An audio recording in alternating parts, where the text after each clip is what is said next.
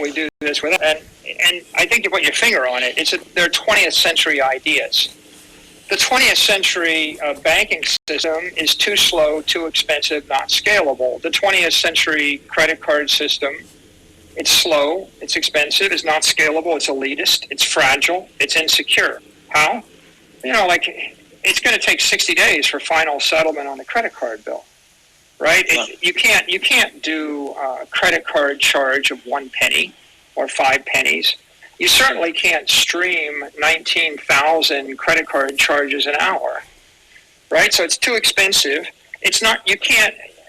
Billions of people don't even have a credit card. And so this is an example of dollars moving through the credit card network are almost like sound waves moving through the air. And what we want is laser light moving through vacuum, right? We want a more efficient way, either light or electricity, to move energy. We can't rely upon, acoustic waves to move energy around because it gets attenuated. And, credit cards, lots of people can't get them. Lots of regimes can't clear them. There's clearly no way you're going to be able to plug 24 billion computers, 100 million companies, and 8 billion people to clear transactions every minute with each other on any credit card network. Yeah, most of the 8 billion people on the planet don't have a credit card. Yeah, and they're not getting verified with a blue check either, right? I mean, right. So how do we, and even if we did that, right, so there's this idea, a bigger idea, which is instead of I pay $20 an hour once. That's a one transaction. What if I want to simply put an aura of trust around myself as I move through cyberspace? Like a halo. I want to put an orange halo over everybody in cyberspace. And the orange halo means you're creditworthy. You're a human being. If you're not a human being, then you're a well-endowed bot, but you're willing to pay the civil penalty for transgression.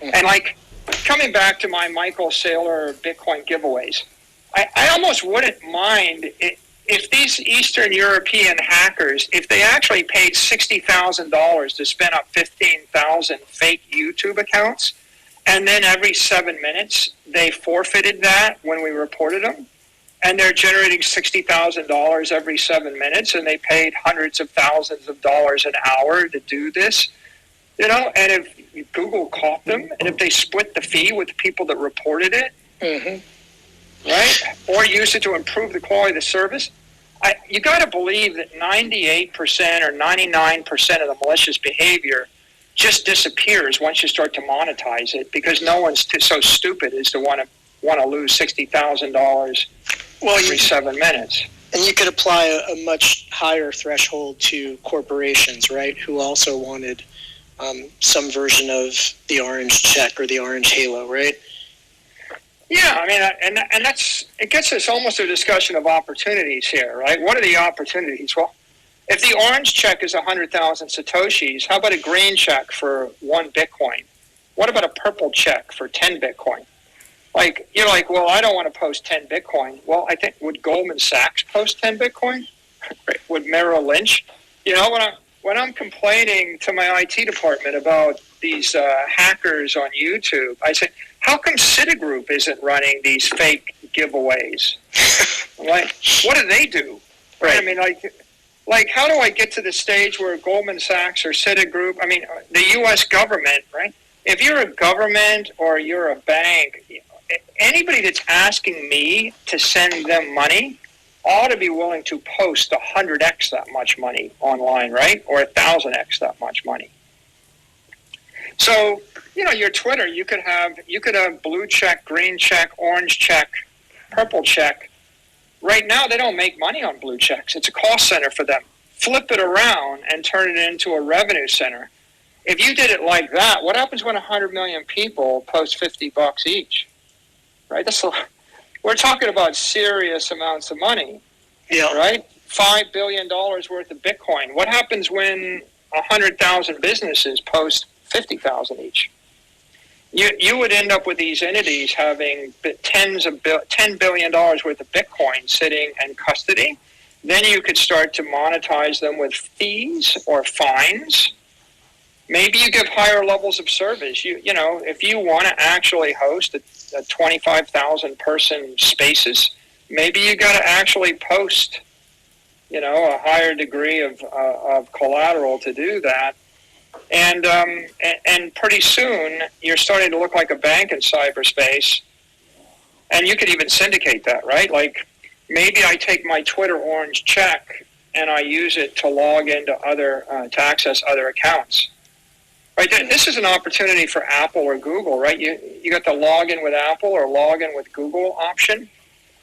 Wouldn't it be great if you built it into your Safari browser or your Chrome browser, and then and now you're going to a website with the orange check, and the website gives you instant access instead of like challenging you to verify or validate. Yeah, it provides a more anonymous way to do it, although I think Apple is trying some, you know, login anonymously kind of things where they'll vouch for you, but it does give you back your identity and privacy.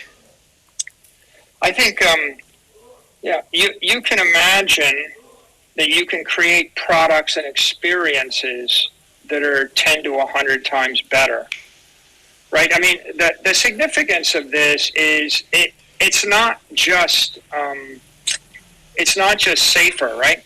It's a safer experience. It's a more civil experience. It's a higher quality experience. It's a higher speed experience. It's a higher performance experience. It's a more delightful experience. What if I went to my feed and I saw 32 comments and they're all real people instead of 947 comments, of which 850 have been deprecated as potentially hostile? It's like if I had a hotel and anybody could come into the hotel without posting a credit card, and they could stay in any room and they could crap over everything and smash everything, right, and break the windows and then leave and get away with it. And then I'm trying to actually make a living as a hotel operator.